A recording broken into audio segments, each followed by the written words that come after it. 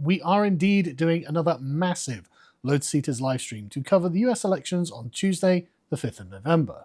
We will have a giant roster of guests, both in the studio and remotely via Zoom, and we will be live streaming on Rumble, so we'll be able to say exactly what we think, no holds barred. Do tune in, it's going to be great, and hopefully we'll be ringing in Trump's second term, or perhaps we'll be having a massive meltdown. Who knows what the future holds. See you then. I got to feel pretty optimistic. I know you sounded a little pessimistic there, but I'm looking at Virginia right now, and that was going to be kind of my bellwether for the evening. And I'm not expecting Trump to win there necessarily, but the fact that he's got a point lead, it's actually expanded now to 1.5 with half the vote in, that is not a good look for Democrats. So I take that as a point of confidence. I'm feeling pretty good. Great. Okay. So, why do you think Trump didn't win in 2020? Well, there was a whole publication about fortification, perhaps. No, I don't know. Oh, you read Time magazine? I see. I am an avid Time reader. You're right. No, if I wanted to give the best case possible for that, I think it was simply the fact that Donald Trump was the incumbent, and Donald Trump, as much as he is loved, is also uniquely hated. And the Donald Trump hate vote is a very popular thing. This election is, of course, not that. The incumbent, even though Kamala Harris doesn't want to be a part of the incumbent party, the incumbent administration, she is. Donald Trump is the outsider again, and I think that's going to work to his benefit. What do you make of Pennsylvania? They're going to be counting to infinity and beyond, so there's nothing to make of that for days to come, unfortunately. If I was going to be a little nervous, it probably would be about Pennsylvania, just because they're going to be counting. They haven't even, well, I guess they've started now, but they don't start counting those mail-in ballots until the day of. We saw what happened last time. I'm worried that we're going to see a long count there. But of course, Trump, the way the map is looking right now, Trump has some paths. Obviously, Pennsylvania is one of the easiest. But even if Pennsylvania were to go the wrong way, we'll see what happens in Wisconsin and Michigan in a little bit of time here. But I'm feeling pretty good about all this. Man, I'm glad to hear that, because I'm really bricking it. I'm totally afraid. Maybe I'm just too cynical. Relax, Carl. He's going to win. I think Dan's data points on the betting markets that's strong data. Yeah. I mean, they literally have money riding. But right. So. But do they have any particular insider knowledge or anything like that? To be fair, this is exactly. You're right. It is exactly where it went last time. The betting markets, I think, were 5 times for Trump, and then 3 a.m. changed all of that. So we don't know, but the signs are really good so far.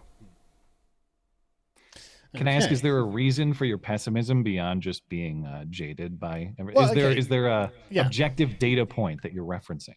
So I find that a lot of Trump people who are very, very well-meaning are still assuming that their enemies can be in some way trusted, but the Democrats have been at war with open war with the Republicans for a long time now, and so I'm a bit cynical about it, really. Yeah, I don't think that nervousness is out of bounds. To me, all the events of the Trump campaign over the last few months, really going back to the assassination attempt, it just feels like a campaign of destiny. Like, this is an unstoppable force. Nobody's going to stop. However, there is the immovable object of the Democratic Party. And they've been planning for months for this eventuality.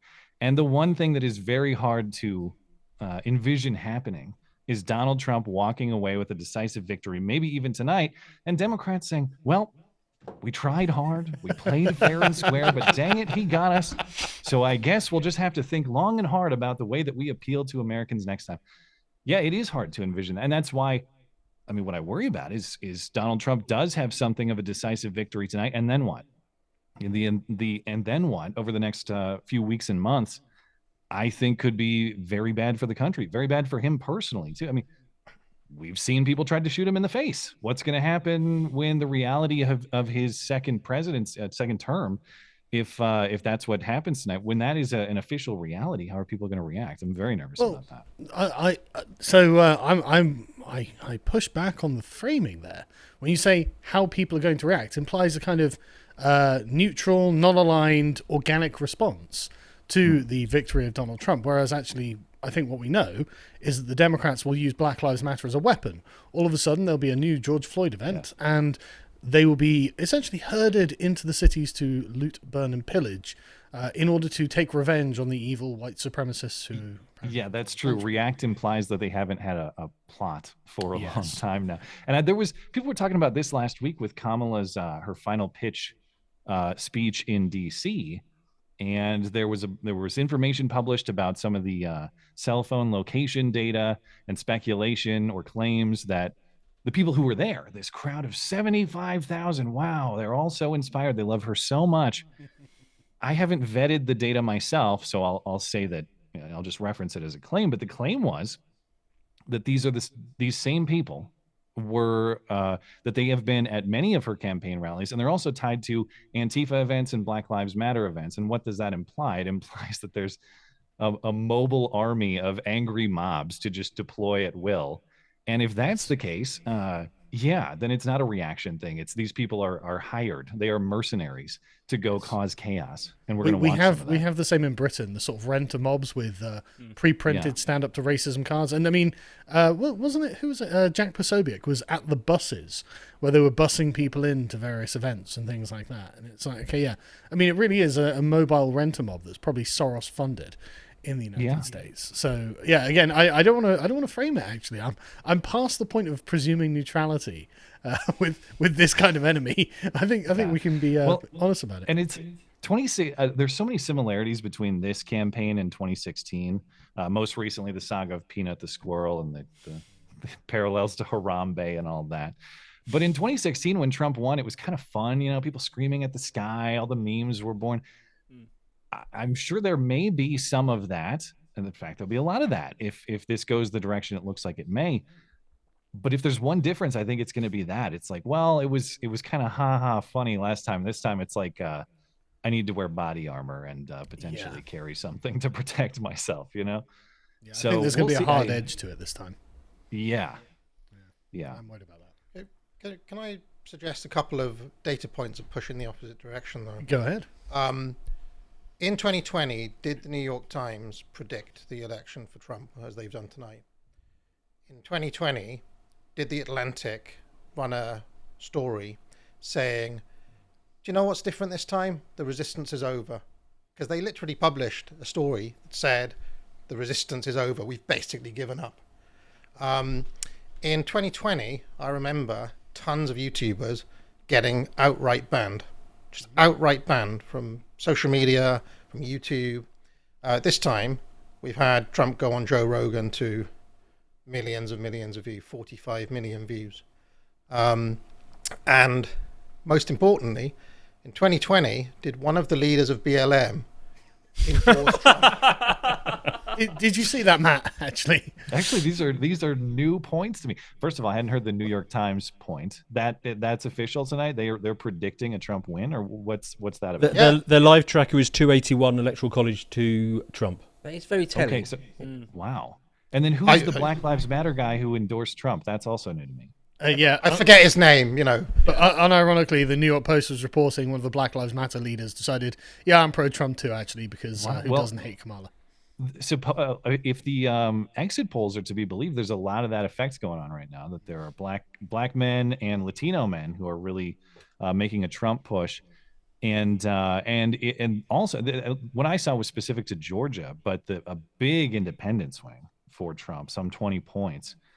And so, I mean, it looks like whatever Kamala was selling was not selling, which is a surprise to nobody who pays attention to a word that she says. But we've all been propagandized to believe otherwise, of course. Yeah, like I said, I'm nervous, but I mean, I want it to be the case. But I mean, did you see that Miami-Dade, obviously a blue city in Florida, that's gone for Trump? Yeah, and so suddenly, boom, even the cities are going for Trump. But okay, so Matt, the most controversial poll I saw was New York City, where Trump was on 49% and Kamala was on 48%. That can't happen, right? Well, I see that there have been several states. I'm looking at Politico's feed right now, and there have been several states that have called with 0% in, which I always enjoy. Now, I know some are kind of foregone conclusions. Sure. They called like West Virginia with 0% in. I get it. But they've already done that with New York. I see 17% in now. Now, obviously, with the 17%, Kamala Harris has right now like a 70-30 lead, and I wouldn't predict a Trump win in New York, but I guess I wouldn't be surprised to see it end closer than, say, calling it blue with 0% of the vote in. That seems a little bit presumptuous to me.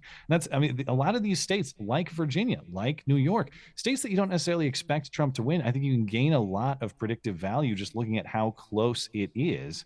We'll see what happens in New York. The other thing about New York is there are at least a handful of very competitive congressional districts, and we'll see how the Senate goes. The House is going to be razor thin, of course, but if the Trump win is the way the night goes, of course, you got to look to Congress and see how that's going to go. The Senate seems like a lock. I mean, that's going to be a Republican majority. It's just a question of how many seats.